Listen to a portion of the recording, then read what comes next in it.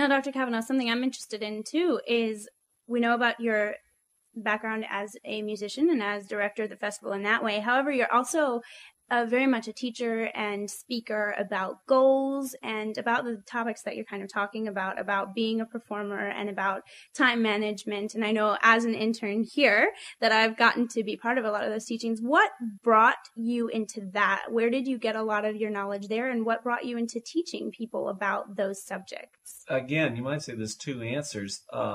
One of the things that I found as far as how did I first get into it is I actually found, in particular when I was working on my doctorate at the University of Maryland, which is a great school, I was around a lot of very, very talented musicians. And yet many of them, for whatever reason, and I'm not picking on the University of Maryland. I found this, I've taught at dozens of different schools since then.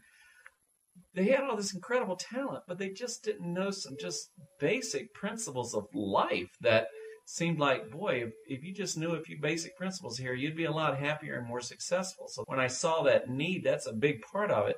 As far as how I got it, I guess the two things I can think of is, number one, I read voraciously, so I just read constantly. I don't even like getting in a car unless it's got a book on CD or something on it. I've always got dozens of them in my own car.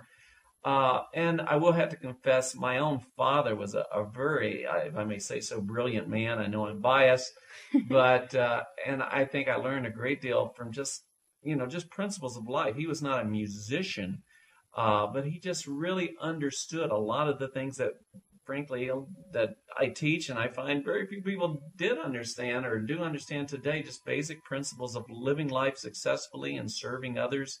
And so, to me, I feel sometimes like, even though I've written all these books and do all these teachings, not much I say that's very original, because I've just kind of taken it from lots of other sources.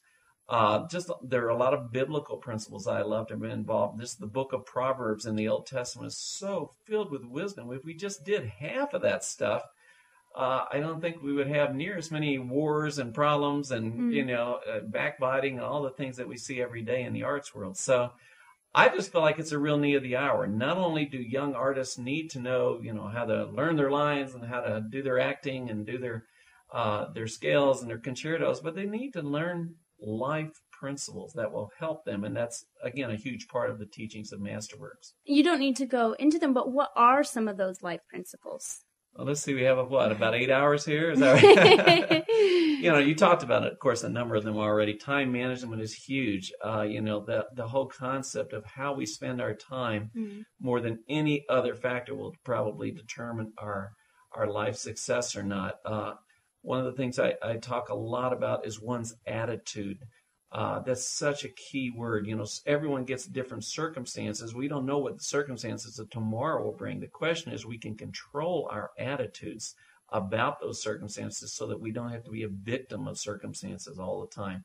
That's a real big thing that I like to hammer in on. And I've had the great privilege of conducting with some very top, world-class performers. And I find most of them, not all of them, but most of them just have great attitudes. They didn't get into those positions because, a lot of people say, well, they've got great attitudes because they have these wonderful jobs. I said, no, they have those wonderful jobs because they started with a great attitude. Right. That's huge. That's just almost, so much of a part of it. Just things like principles of how to break work down into manageable parts, and just so many things that I feel like so many musicians in particular that spend 6 to 8 hours in the practice room and need to, once they come out of that practice room, they still need the teachings of how to deal with people, how to get along with people, how to learn people skills that will help them all their lives, how to learn different things about authority, and various relationships, inward, outward, upward, down. It's just so many different things like that I just felt like this was part of our ministry to young artists, to not only give them the artistic skills, but also to give them, if you will, the life skills they need to be successful. Great. And among the books that you've written about composers and music, is there one that you've written that compiles all this in one place? It would be a large book. I've written right now 10 books. The best known is, I still think, my first book, which is back in 91, I think. I'm going to have to think back. It was on a scroll parchment, probably. It was so far back. But no, it was The Spiritual Lives of the Great Composers. I know I like to write books that I wish I could have read when I was a young artist. And that just turns me on to think of. And this was one I always wanted to know, what did Beethoven believe? What did Brahms believe? Well, you can read whole biographies in these guys and not even find it out.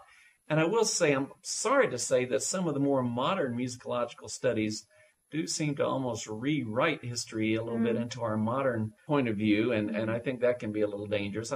So I go back to the original sources. There's over 100 footnotes quoting only their exact words and their, friends that knew them, that sort of thing. But I've written a lot of books on teaching, on ministry, a little of everything. But the key question is, what do I wish I would have had back then? That's what I want to write about. What's your favorite book that you've written? Wow, good question. What's my favorite book? Maybe, gosh, depends on what day it is.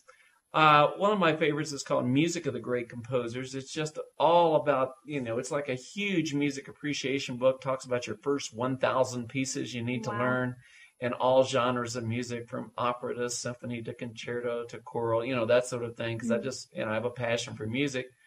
Another one I really like is called I call it the Blue Book because it has a blue cover. It's called The Music of Angels. It's basically a historical survey of 2,000 years of music. I do love history. I'm a big history buff. So, and frankly, so many history books, so many music history books are just dry as dust. I'm sorry to say that. So I have at least tried to make them a little more enjoyable. I don't know if I've succeeded or not, but, I just don't want to write a dull book. I'd rather anything than that. I think that would be the worst insult you could give me. And so I've tried to, make it a little more up to date, frankly, make it a little more enjoyable. I hope that's not a sin. It may be with some writers, but I hope it's not at any rate. Great. Let's turn back to the festival now. Why do you think that someone should apply to MasterWorks Festival this year or any year? Well, I just want the whole world to come. Obviously, I'm hopelessly biased, but we've tried to create a place where they can really grow. That's the bottom line. We talk a lot about the whole concept of improving oneself. That's one of my favorite parables from the Bible is about the parable of the talents. Why this guy gave 3 different guys different amounts of talents, but it's actually in the parables officially an amount of money. But for that matter, the word talent in the English language kind of comes from this parable, and it can mean a different amount of talent. And frankly, we all have different amounts of talent. It's kind of difficult to quantify, are you a 5 or a 6 or a 2 or 0.03 or whatever. But, the idea of taking whatever we've got and growing it, making it better, making it, more to where, again, you're a more useful person in society. You can perform with a greater expertise. You can bless more audiences. You can be a servant to more people. We do that partly by creating, as I said earlier, a safe place where people feel like they can share their talents without fear of, the dog-eat-dog world and, cutthroat activities. But we also make it incredibly stimulating. We bring in masterclass artists from the greatest symphonies and the greatest schools all over the world.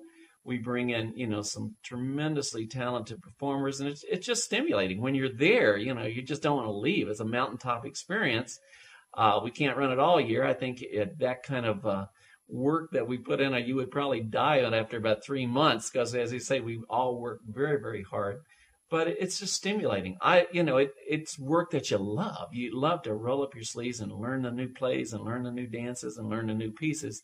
Why would I want them to come? I want everyone to come. I want every young musician on planet Earth. Now, you'll notice I'm leaving out Mars. We'll probably work on, let's just, be conservative and for now. We'll get the interplanetary publicity going in a couple of years. But right now, I want every young person on Earth to have a MasterWorks experience. I have yet to find someone that would come away from it. And this is well over 1,000 students later that said, oh, no, I didn't, it wasn't a good experience. So I don't want to hear that, of course. I think they'll all have a great experience, and it's just something that is just, it's almost magical. You just have to be there to experience it. Well, Dr. Kavanaugh, thank you so much for being with us today and for sharing with us. We really appreciate it. Oh, not at all. You can tell I really appreciate sharing about this. This is something I deeply love. Thank you so much for the opportunity. Thank you.